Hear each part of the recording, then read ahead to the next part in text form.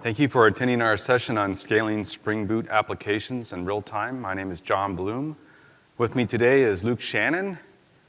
Luke is an architect at Pivotal who helps our customers be successful with Pivotal products like Pivotal Cloud Foundry. I'm a member of the Spring Data team. My responsibilities include Spring Data GemFire, Spring Data Geode, as well as Spring Data Cassandra. So before we get started today, I want to tell you a story. And like all good stories, this one begins with once upon a time. Meet our character, Smith.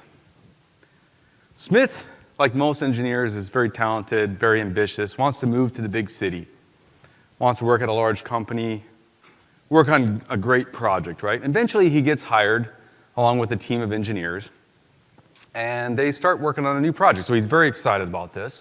After a few months, they come up with their first release. Nothing special, looks pretty ordinary, something that we all are probably very familiar with. Your classic interior architecture, you got your clients, you got your application tier with all your business logic and rules, and you got your data tier, right? Everything's running good. They even get some users. It's pretty exciting. They're getting some users using the application. But after a time, they get a few more users. And as you can imagine, that puts some strain on their application architecture. So Smith is naturally concerned about this, so he brings everybody into the boardroom and has a meeting to discuss their architecture, rethink their design a little bit. And after a little bit of time, they come up with a new design, much better, right? We've got a few more servers in the front. We're going to load balance all the web requests that comes in, manage all the sessions. We've added a few more application servers to process the transactions. We might have even scaled up our database, added more CPU memory and that sort of thing. But eventually, as the users grow, it's going to overrun this database. The database is not going to keep up. But Smith's a smart guy, right? He's like, I got this. I'm going to add some indexes. Maybe I'll denormalize my data for the more analytical queries. It can even partition my database. However, the problem starts to propagate to the other servers. And this, of course, makes Smith very nervous. The users are angry. Smith is catching on fire. Management's looking at him. And this whole time, the application developers are busy coding away, trying to fix the problems, right? It's a leaky boat. They can't keep the thing afloat. So eventually it just sinks, and they end up with an application architecture that looks a little bit familiar, right?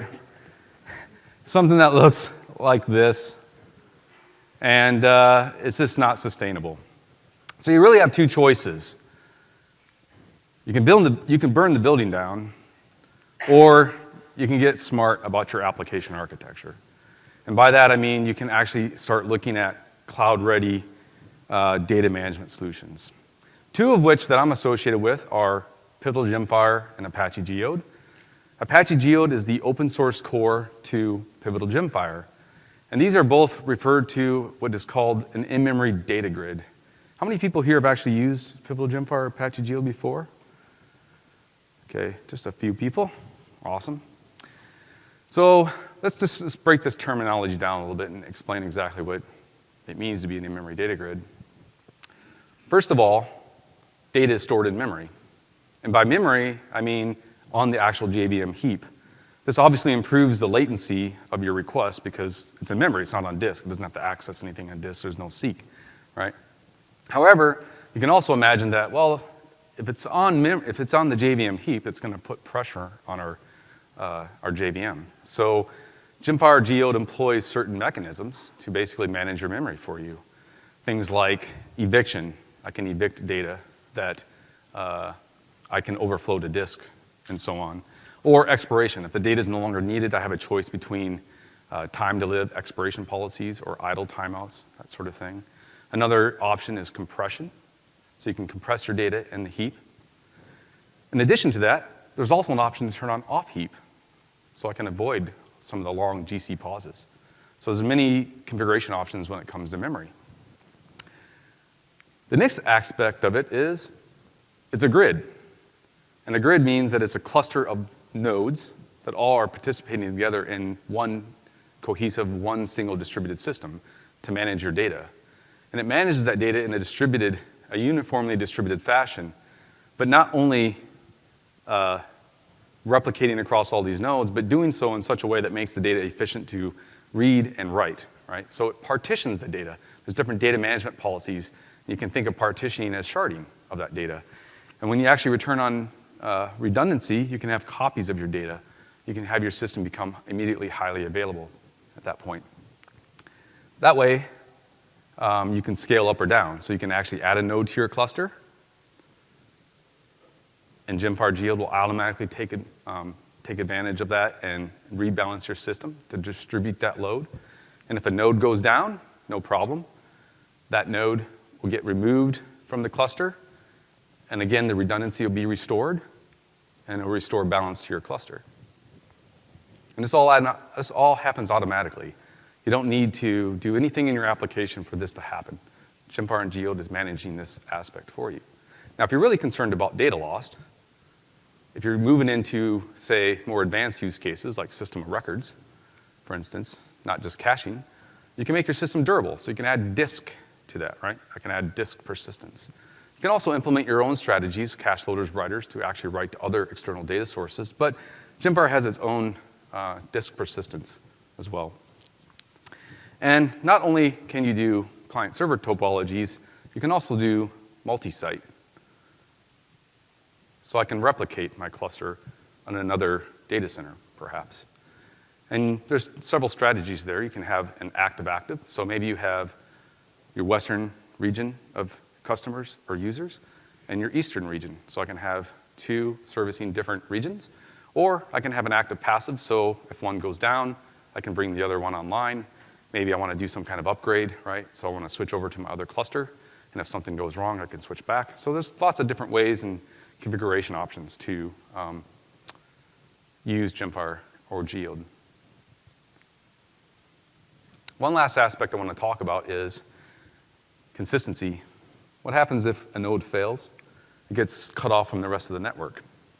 Well, GemFire will actually kick that member out of the distributed system, and clients will no longer be able to access that for the preservation of consistency. And once you keep your data consistent, it is a strongly consistent system. If that member heals, like sometimes there's just temporary network glitches, the member comes back online, reconnects, then he gets fenced off and goes through a merging process to basically reconcile any differences while that member was offline before the clients are allowed to, again, connect to that member. So these are just a few of the things that actually describe what GemFire and Geode is. It's actually many things, right? Probably the one thing you won't do if you're just starting out with something like this is completely replace your database. And the reason for that is it's a fundamentally different architecture. First of all, you might be moving from a relational model to an object model. And there's both pluses and minuses of that. One plus might be I no longer need an ORM tool because I'm just storing my objects in memory, right? I don't need to map that to any other type of data structure. A disadvantage can be there isn't a concept of like lazy initialization. So if I have like an object A that refers to B, and I load up A and I don't want to bring in B just yet, you sort of have to handle those mechanisms on your own. Another aspect is, unless you attended one of the earlier talks from Christian Strobel or Solov on SQL interfaces to Apache Geode, there's no native SQL interface, although OQL is very much like SQL. Again, OQL has its advantages and disadvantages, but if you've already been through the process of highly tuning your queries, then you're going to have to kind of repeat that process. And you have to recreate your indexes, and you have to, start those things over again. Stored procedures. If you keep a lot of business logic in stored procedures, which hopefully we don't do very frequently, but if that's the case, then you probably have to migrate that over to using GemFire functions, which is an advantage in the sense that I can actually send my compute to where my data is as opposed to bringing my data to where I need to compute things. So it's sort of like the map reduce, right? I can fire it out there, aggregate the results, and send it back. So there's advantages and disadvantages to all this approach, but out of the box, you're probably not going to start there. You're not going to start with a system of records. How do you integrate something like GemFire and Geode into your existing application architecture? And how does Spring help? Well, let's go back to when everything was on fire. So in our web tier, we can actually start to look at things like Spring Session. And your application doesn't even need to change because Spring Session actually uses the HTTP session interface. If your application is using either Spring's web types or Java X servlet session types, then you can just continue to use those in your application, excuse me. And it's really easy to plug in. It's just a filter. And you can use GemFire or Geode in your web tier to scale out your session replication, right, for your users if you have a lot of users. In your application tier, you can combine Spring Data GemFire or Geode with Spring's cache abstraction and add caching to your services. So if you have services, given any certain piece of input, always returns the same output, that's a good candidate for caching. And you can apply Spring Data GemFire and Spring Framework's cache abstraction in your service tier to basically reduce the load on your services or your application servers. And in the database, you can start looking at things like caches, like hibernate caches, L2 caches, that sort of thing. You can start applying Apache Geode and Pivotal GemFire over time. And you can start shifting the responsibility from your database over to Apache Geode to make it do more than just be a caching provider, right? I can start implementing functions. I can start using perhaps OQL engine, other things. There's a Lucene integration, so you can do textual-based searches. There's a lot of things you can do there. And if you use Spring Boot, you can tie all that stuff together. And it makes it real simple to actually build out your application architecture. Your users will be happy, and Smith is once again cool. But enough talk, right? It's blah, blah, all boring. So let's get to like seeing some examples, and I'll let my friend Luke here take over, and I'll see you in a few. I'm going to take the position of someone who knows a bit of Spring, has just taken a look at Geode. So I just went to the Geode site, looked at the tutorials, looked at the samples. I've got an app. I want to use Geode as the data store. My company is using PCF to run the applications, so I'm going to try and run my app in there. And I'm just going to try and muscle this thing up. So let's see what happens. Now, I'm going to show you kind of I want to say, a harder way to work with a Geode cluster, and then what John is going to touch upon is some easier stuff. So there is a PCF solution for Geode and GemFire. Sort of spoiling it, but for now, I'm going to actually say, I'm going to run my Geode cluster in AWS. So I got 5 machines. So they're just, what did I use? R4 larges. So the reason I picked those is they had really good networking. So Geode being a distributed system, you want everyone to be able to talk to each other really well, so I needed the 10 gig network. So step 1, what I'm going to do, and I'll just revert to the slides for a second. I'll actually show you kind of what I'm going to do, and then when I do it, it'll make more sense. So the first thing I'm going to do is on my local laptop, I'm going to get Geode, the binary, and set it up to run on my laptop. I've got my AWS machines. Next, I'm going to configure all those AWS machines. So the cool thing about Geode is the jar to run Geode is all you need, both to connect to it from a local machine, but also to run it in production. So I'm going to copy up Geode, and I'm going to actually configure my Geode cluster using XML.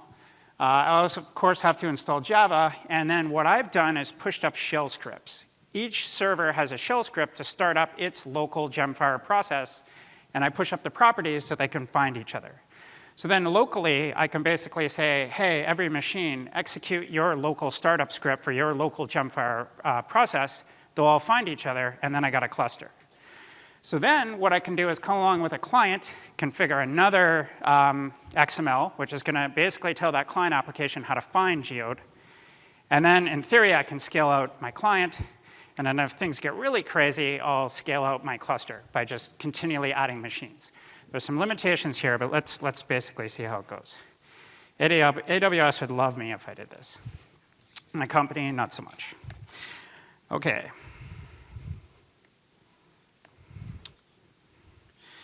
So the first thing we're going to do is we're going to start up Geode. So what I've got is a series of scripts here.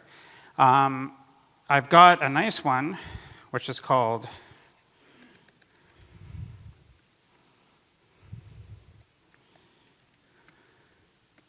so I've got start cluster, stop cluster. I can do a gfish connection from my local machine up. So what I want to do is start the cluster. So while the cluster is starting, we'll just take a look at what this is. So I've got all the particular machines. I've got their public-facing DNSs. And what I'm doing is, what you're seeing is an SSH and a command to each machine to call a certain script. And that script executes, in this case, starting up of a locator. So the Geode cluster is composed of locators and servers. So I've taken the opinionated approach to say I'm going to have 3 locators. So you're going to see this script cycle 3 different times across 3 different machines. What these locators have are some properties on how to navigate the networking of EC2, AWS, but also how to find each other. So as they start up, they're finding each other. So the next thing you're going to see that starts up is you're going to see another set of EC2 machines that are servers. So servers are when I do a put, so as John said, it's key value. So when I do a put and I put in a key and a value and then I get it back, they're being partitioned across those machines. So you'll see those guys starting up. Oh, sorry, that was the last locator. So you're seeing the servers now. So if you take a peek at sort of what's going on script-wise, you'll see, I'm just going to size this up and close that. If we go here to this start cluster, I basically have a text file where I keep track of where all my locators are in AWS. I have a text file where I keep track of all my servers. And all I basically do is cycle through and basically do a remote SSH to a remote script, passing in the parameters that I picked up from those local text files. Now, I, of course, have some shell scripts to upload the binaries, to set up Java, to upload those control scripts. So from this local machine, I can just run one shell script, and it sets up everything on those EC2 machines. Can we do questions at the end? Bigger, yes, that I can do. Let me know when it's, OK, good. So a lot of shell scripting here, as you can see. Now, the scripts that are running on the server are only a couple. So there's one called start locator. So this is up in EC2. So I'm remotely calling this and passing in the properties. Now, one thing I've done on EC2 is set up the dependencies. So see that gfish command I'm calling? That is actually coming from the Geode jar. So that's a tool that comes from the Geode jar. If Geode's in your class path, you can call gfish. gfish can start and control the cluster, so you can see I'm starting up a locator. So every server in EC2 had this uploaded to it. So any server I pick and call this command, it'll start up a locator process. I also have a server process. So I've got a shell script that I've uploaded that I can remotely call, pass in the appropriate properties, and I get a server process. So lots of kind of management and fiddling around, but the end result is, and I'll make this bigger, I've done a gfish command locally, and you can see that all the servers are there. So that's pretty cool. First server is a locator. So one thing that we can do is take this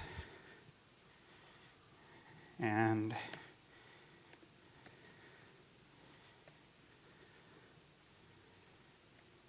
gfish also, or GemFire also comes with something called Pulse, which should have started, hence live demo. Let me just make sure I got that DNS right. Oh, OK. It's actually this. So this is just the public DNS of the machine. So this is just one of the machines in the cluster. Coincidentally, it was the first locator. And it starts up a web application that, using JMX, can talk to the rest of the cluster. And if a locator dies, a new locator will pick up the responsibility of hosting this. And you can see, here's my cluster. So I've got 5 members, 2 servers, 1 client connected. I'm not sure what that is. Oh, it might be gfish. 1 region, no data, and quite a bit of memory. So remember, every server has contributed to memory. So it's memory spread across multiple machines. So how is that region defined? So think of the region as like a hash map where I can put some things. So if I take a look here,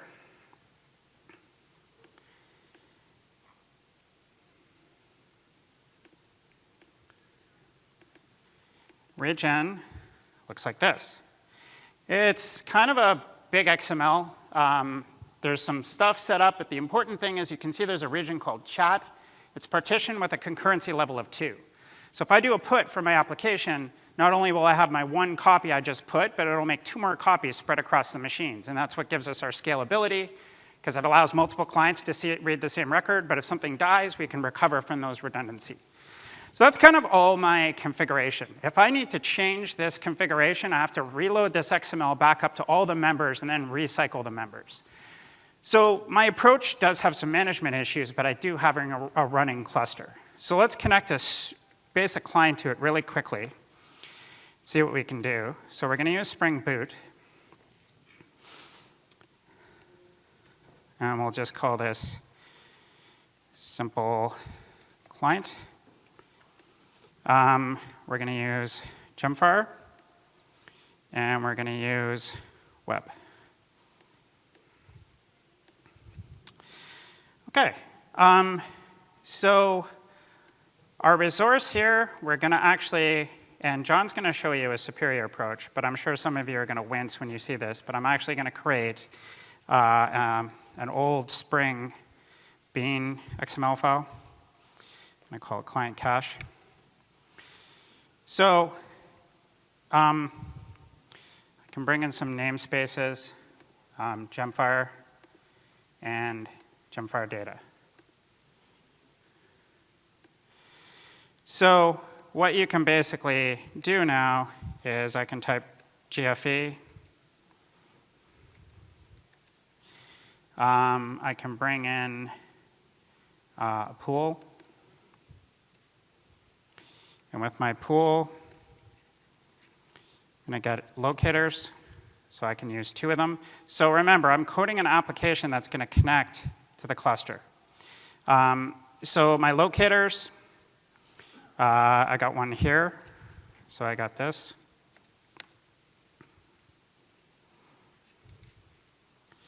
I'll just put 1 right now. I could actually put 3 if I wanted to. And the host I know from my configurations, but of course if someone broke the host, that could break, oops, that could break everything. That's port. OK, so then we've got our pool.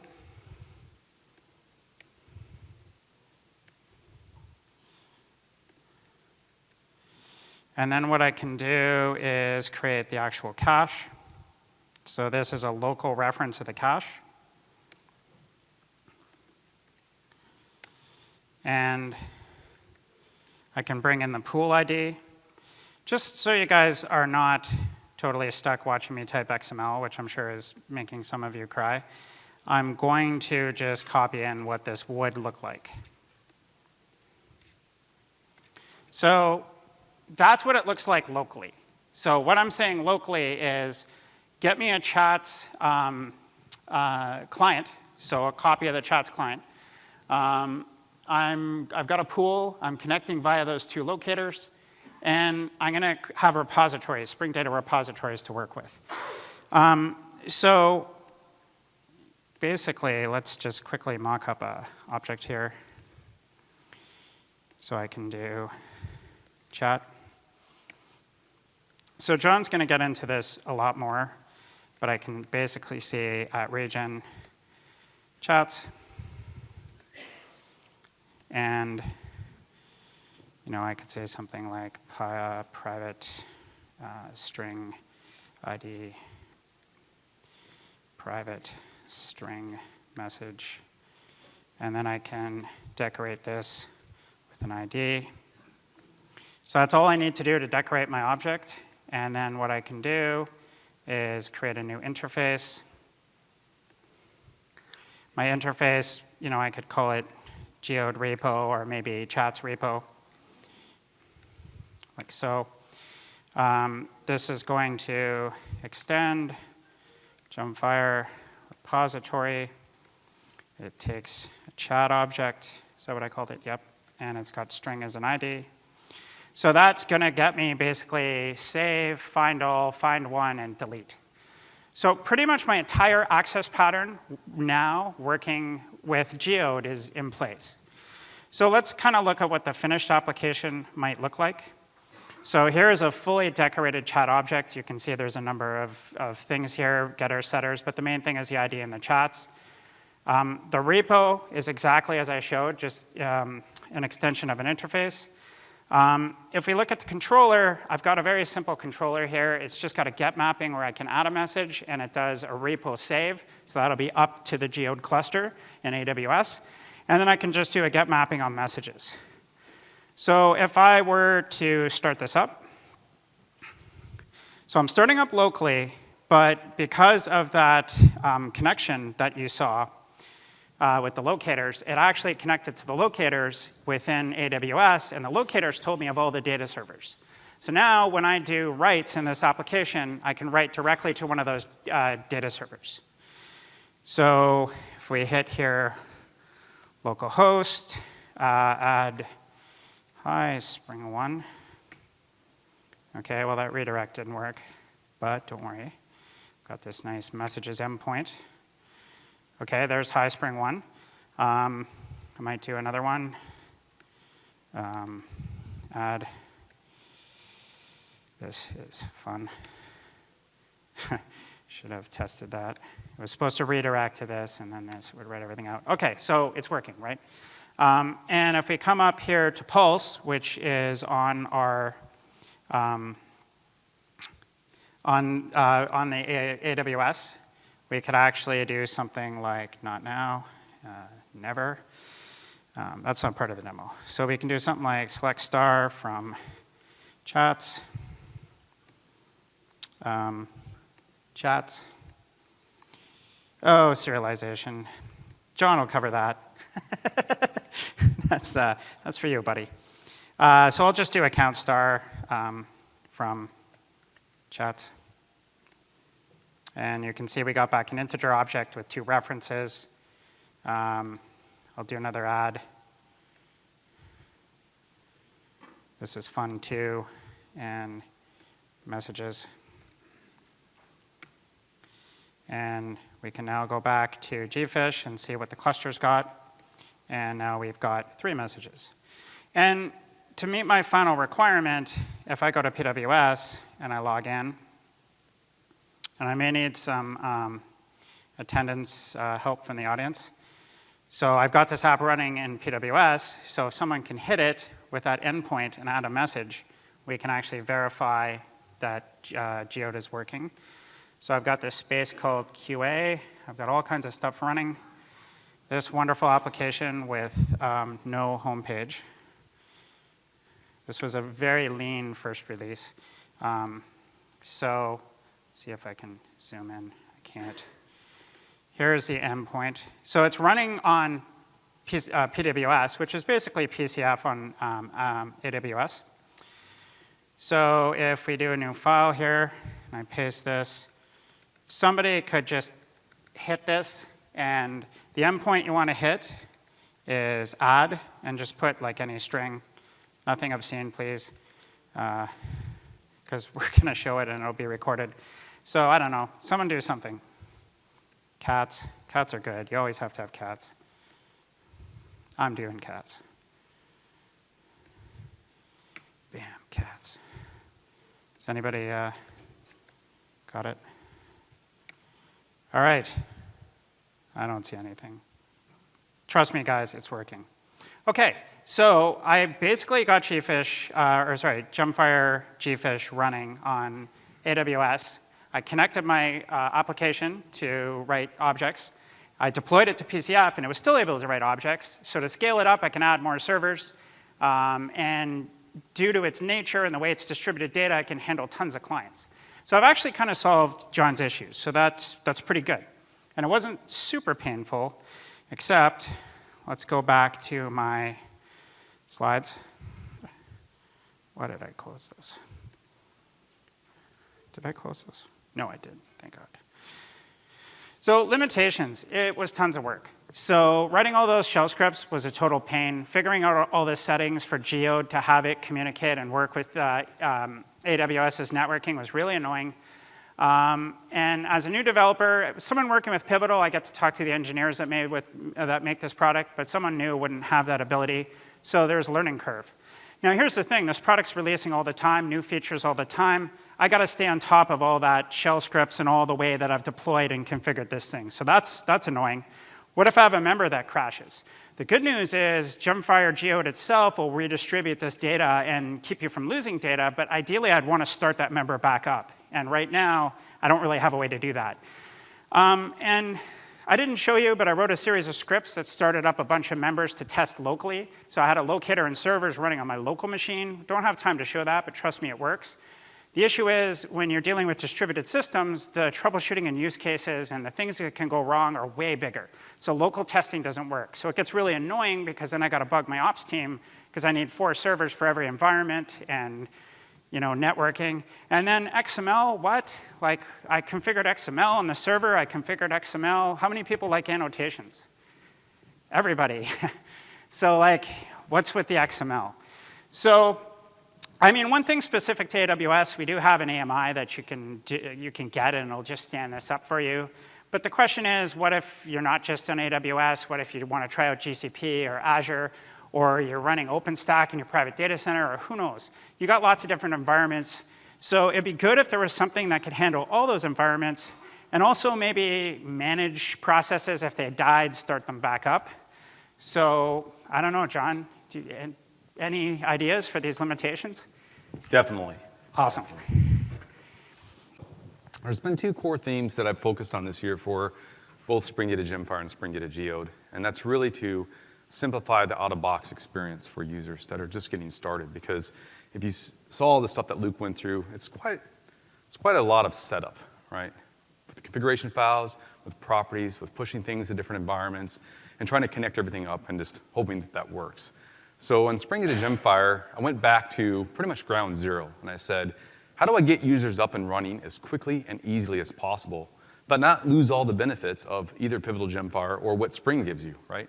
Spring helps you get started quickly, gives you integration with a lot of fantastic services, and GemFire and Geode help you scale that up, right? You need, as I was alluding to earlier, you need cloud-ready data management solutions as you approach cloud-native architectures. So GemFire and Geode are one such solution to that. Spring Boot is one way in which you can easily get started. And it all actually is underpinned by Spring Data GemFire. So the 2 core themes are this: get up and running as quickly and easily as possible. How do I do that? So there's things in Spring Data that I've done, specifically in Spring Data GemFire Geode to do that. There's going to be some extensions coming in Spring Boot to basically minimize the amount of configuration that I'm going to show you next. And the secondary goal was to make the journey to the cloud as simple as possible. Most users are migrating their applications to the cloud, whether you're building microservices or you're porting an existing application.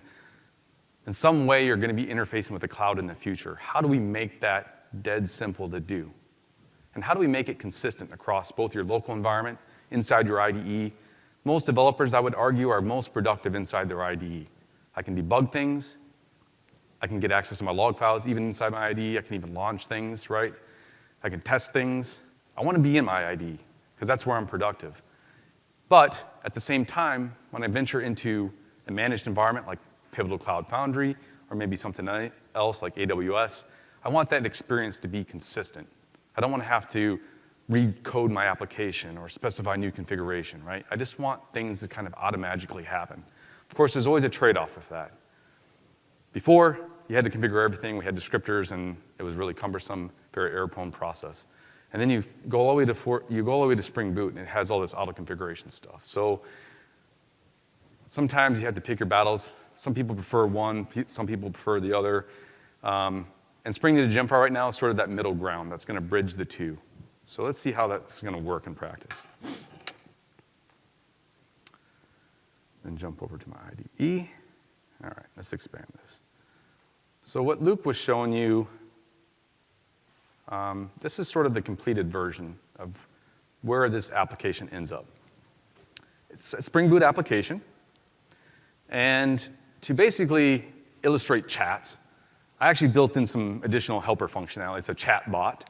And I use Spring to do that. So I use some configuration behind the scenes that basically just starts up a Spring scheduled service, and then the scheduled service starts firing chats into GemFire.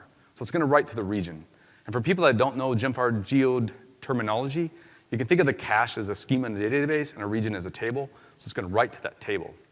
And it takes advantage of another feature that Luke showed you. So we look at the configuration real quick for this chat client app. So Luke's configuration looks something like this. We have a client cache that's going to connect to the servers. We We have a pool that just designates our endpoint to these servers. I've actually got mine configured, well, for localhost right now, but you could very easily point that to something in PCF or in AWS or wherever you might want to deploy your servers. And creates my region. It's a client region. It's a proxy, so it's just a pass-through. It's going to write directly to the server. I have the CQ. The CQ is a continuous query in GemFire, so I can register that and get interest in events that are written to the region. So chats in this case, I'm interested in all chats. You can see a query there. You can express your interest through queries. So if you look at the query attribute, where's my thing? Works. Right there.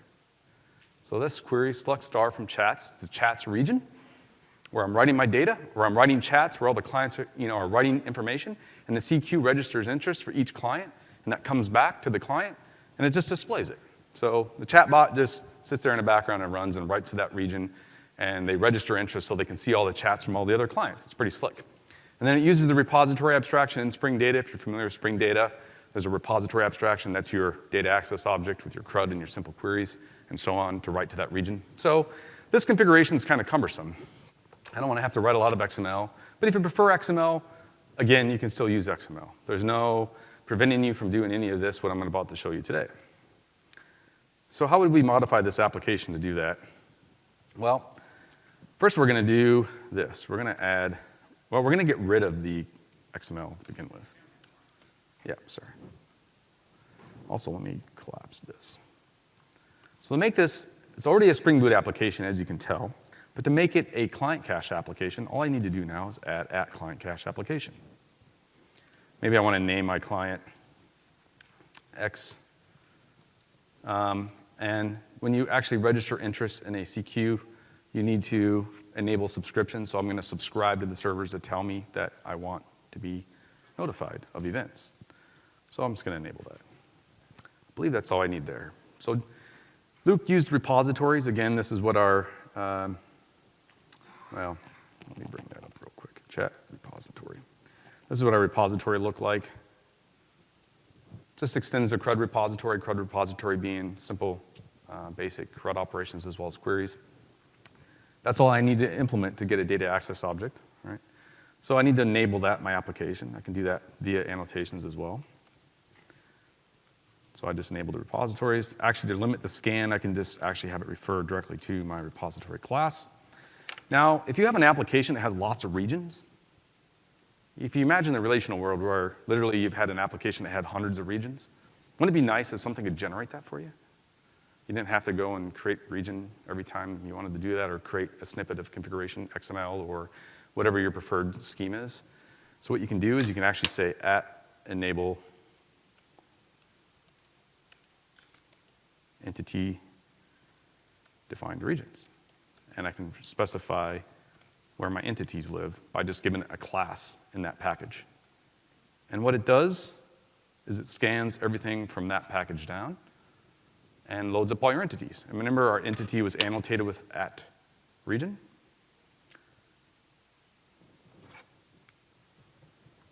Work. Ah, there we go. That guy. So that tells us where the data is being mapped, right? I'm going to map it to the chats region.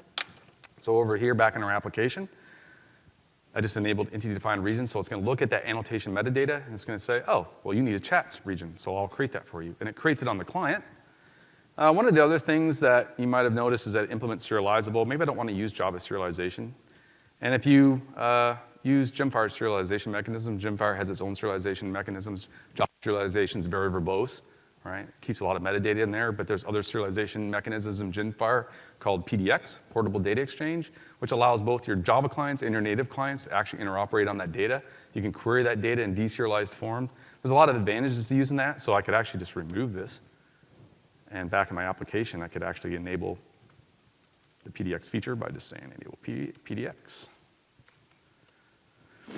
This actually uses a PDX serializer in GemFire to basically look at all my entity types and say, I know how to serialize that based on the mapping metadata. So Spring Data has certain annotations that identify the identifier to look at transient properties or fields takes all that into consideration in terms of what actually gets serialized. So it's not unlike JPA in that sense. The final thing I'm going to do is, I don't want to actually, because when you actually create your regions, you create indexes. This also works for indexes. If my chat class had at indexed properties or fields, it'll create the indexes as well for you. And you can customize all these annotations. Right now, I'm not actually specifying many attributes, but they provide all the sensible, reasonable defaults out of the box for you, just to get started quickly and easily. You don't have to specify, you don't have to override anything. You just have to actually specify it, and it enables that internal feature in GemFire or Geode. So where I was going with this was, so if you have all these regions, you need to have both regions on the client and the server, right? I need to have a corresponding destination of where my data is going to live in the cluster, because that's where my data gets scaled up. So on the client, I'd have to create the regions. On the server, I'd have to create the regions. Fortunately, for features like cluster config, you'd only have to do that once, and then when you start members, those members actually get the same cluster configuration as the other members that start within the cluster. They remember things, so if the cluster goes down, you bring it back up, they still have the same configuration. But wouldn't it be nice if I'm developing, if I could just push that up to the server? I just want to like iterate quickly, so I can do that too. Enable cluster configuration. And the only caveat here being is that you actually need to have a full installation of GemFire and Geode to do this. You can't just start your servers from a jar file, because it actually takes advantage of some other functionality that gets deployed when you have a full installation, some RESTful interfaces and so on, a management interface that enables that to happen. So this pretty much replaces everything that we saw in the XML. And we have it all in our class, and we can tune it right here. And like I said, if you don't prefer annotations, you don't have to do that. You can still have a combination of XML and annotations or no annotations. You can do whatever you want. It's completely your choice. I kind of prefer this approach because it makes it really easy to turn on certain features, attributes, and this is all configurable. So one of the things I did with the annotations too is I kept them strongly typed. Some of the annotations in Spring, like the @value annotation, that give you the ability to like actually specify a property placeholder. I didn't do that with any of these annotations, but I did provide other means in which you can configure things. And I'll be talking about this later today in one of my talks on simplifying Apache Geode with Spring data, but there's well-known properties that correspond to all the attributes that you can set in a Spring Boot application properties file. The other pattern that I employ is the configure pattern.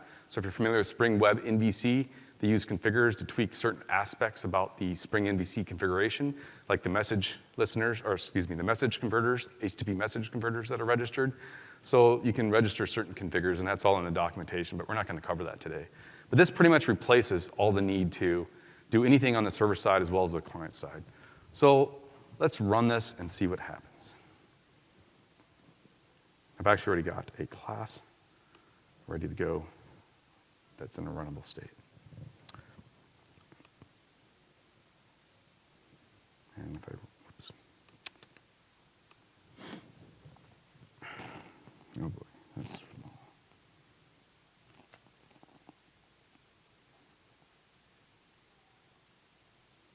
Okay, so the chatbot's kicking in, and he's writing.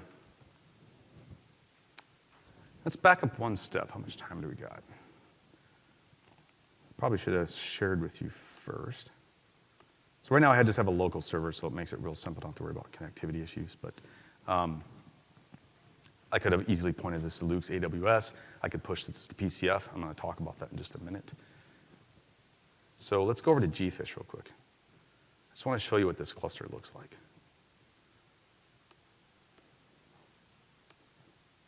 Is that visible? Can everybody see that okay? Okay. Make it a little bigger. All right, so my server's running. I can actually just connect to this guy. Oh boy. All right, this members. So I just have a single member here. This list of regions. There's nothing. Let's run my client application one more time.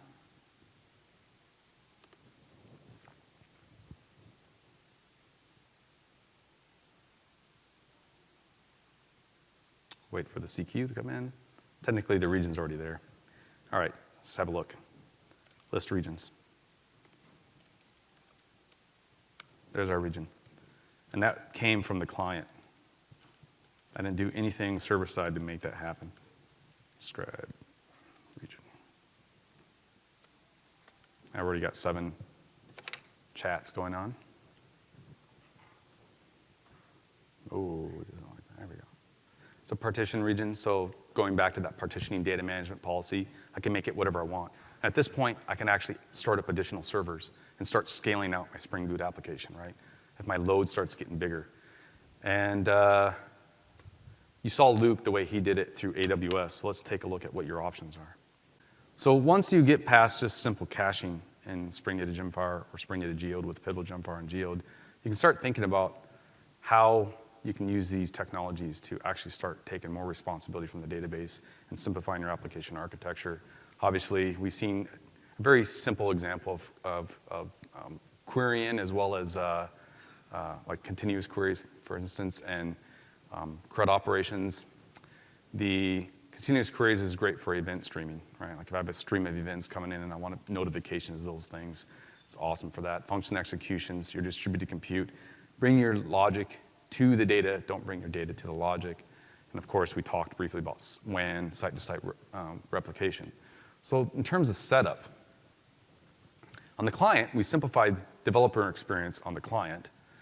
And the thing with Spring Boot is, where I'm going with that is I want to make it simpler by basically just discovering things on the class path. So a lot of those annotations you see, it's like, wow, those annotations are adding up. They give you an immense amount of power, but Spring Boot's going to take it one step further. So you don't have to necessarily declare every annotation and remember to declare that.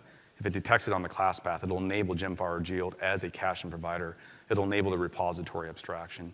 If you have other certain things specified in your application, like you're using caching, it'll create regions for caching services using Spring's cache annotations or JSR 107 annotations. It'll detect your CQs. It'll start enabling these services for you as you're developing. The whole idea being get you up and running as quickly as possible. To be very opinionated, but also to get out of your way. And that's what Spring Boot gives you, right? Gives you a very opinionated, out-of-the-box experience. And then as you get more familiar with things and you're starting to, your use cases evolve, gets out of your way, allows you to specify your configuration. So these annotations aren't the end all, but they're a starting point. And when you put this in Pivotal Cloud Foundry, it makes the configuration on the server side that much simpler. All I have to do is push my app up there. You don't have to have a bunch of scripts to basically scale up or scale down. Pivotal Cloud Foundry is going to manage all of that for you. And if you follow that, you can be successful and make fat stacks of cash too. There's my references for everything that we showed today. And if you have questions, we can answer those now. But thank you for your time.